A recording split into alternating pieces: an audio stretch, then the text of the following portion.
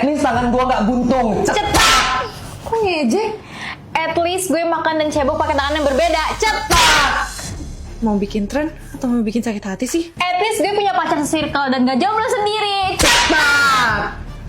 At least gue bukan pilihan kedua. Cetak. Maksud? Iya, rahasia gue dibocorin. Kalau kita pacaran, aku bisa gantiin tangan kanan kamu yang buntung. Maksud? Aku bakal suapin kamu tiap makan. Jadi tangan kiri kamu khusus buat kamu cebok aja. Tapi aku juga bisa kok jadi tangan kiri kamu. Sorry, tapi masa teman satu circle pacaran? Toban, lu... Sebenarnya aku pengen nembak kamu. Tadi aku habis latihan sama Mora.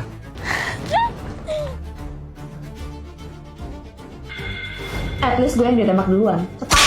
At least gue ada yang bayarin tiap makan. Cetak. At least gue gak jatuh miskin gara-gara bayarin orang makan. Cetak.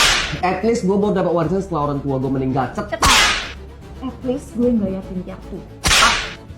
At least gue gak bawa ortu pas bercanda. Cetak. At least gue gak bawa fisik orang buat bercanda. Cetak. At least niatnya memang gue bercanda beneran. Cetak. At least gue gak ngaku bercanda tapi nyakitin orang. Cetak. Dia membuntung. Cetak. Wow, mau terang-terangan ngecek fisik sekarang? Fine. Cetak. At least mantan gue gak cuma 6 cm. Kok dia tahu ya? At least pacar gue dulu gak bagi-bagi diri ke cewek lain.